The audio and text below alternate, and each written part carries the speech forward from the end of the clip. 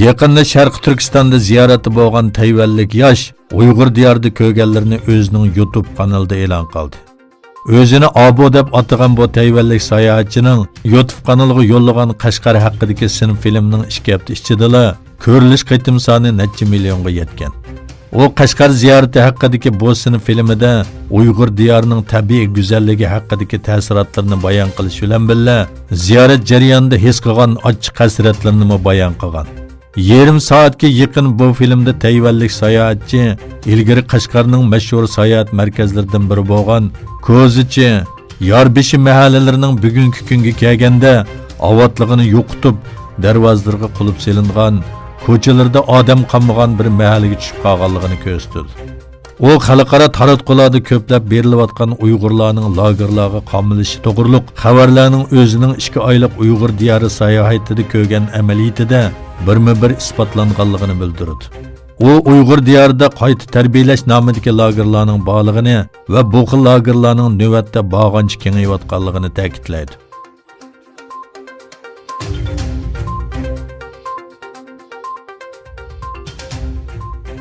Türkiye'de 4 milyondan artıq əgəş küçüsü bo'lgan Roy Chanat 2 kun burun e'lon qilgan bir videoda koronavirusini tekshirish uchun Xitoyga manganligini aytdi. O o'zidan 4 kungacha xabar bo'lmasa, elchixona orqali surishti qilishini talab qildi. O yo'lga chiqishdan burun Istanbul aerodromida e'lon qilgan videosida Tordim bu virus orqali ba'zi uchurlarni egallaganligini, texmi yaxshi ma'lumot egallash uchun Xitoyga ziyoratga boradiganligini bildirdi. Roy Chanat buningdan burun Xitoy zulmi ostidagi Uyg'urlar haqida bir film ishlagan edi.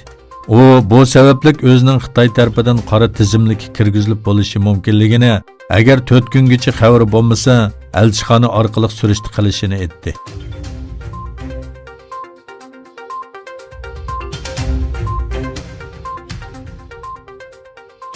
Azalıqda yer tavrigandan keyin Türkiye'deki Sharq Turkistonlik Uyg'urlar ularning yarlarga malham bo'lish uchun yordamga otlandi. Afat kuchirgan xalq yashayotgan Chidir kentini ziyorat qilgan Uyg'urlar yerlik taomlar orqali ulardan ol so'radi.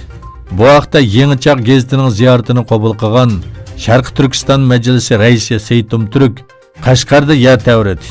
Lekin u yerdagi qarindoshlarimizga yordam qo'limizni sunolmadik. U yerdagi qarindoshlarimiz erkiy qirg'inchilikqa uchrayotdi, lekin biz yordam qilolmadik. Elazığdagi qarindoshlarimizga yordam qo'limiz yetdi dedi. Uyg'urlarning ziyoratidan ta'sirlangan xalq, biz yordamga borolmadik, lekin sizlar bizni yolg'iz tashlab qo'ymadinglar, yaxshi mehmon qildinglar, biz bek ta'sirlandik dedi.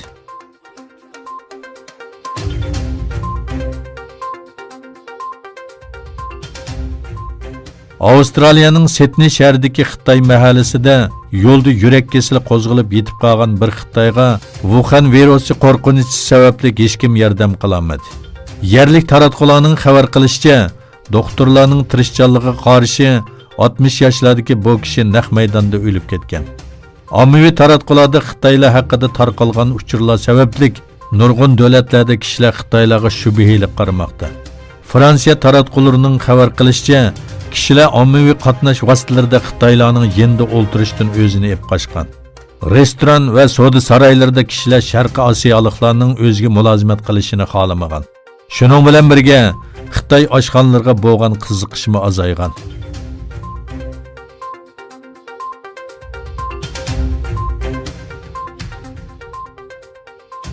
Fransiya prezidenti Macron Angliyaning Yevropa ittifoqidan rasmiy ayrilishiga bir necha soat qolganda axborot e'lon qilish yig'ini o'tkazdi.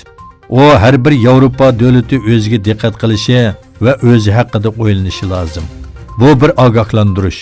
Chunki 70 yildan keyin tunji qatam bir davlat Yevropa ittifoqidan ayrilyotdi dedi. U yana Yevropa ittifoqiga har vaqtdan bakrak ehtiyojimiz bor. Amerika va Xitoyga qarshi manfaatlarimizni qo'g'dash uchun Yevropaga texmo bak ehtiyojimiz bor deb ta'kidladi. Yevropaning eglik huquqi va demokratiyasini kuchaytirish uchun yangidan tashkillanishi kerakligini ta'kidlagan Macron, Angliyaning bu ittifoqdan ayrilish sababli munosabatida o'zgarish bo'lmaydiganligini aytdi.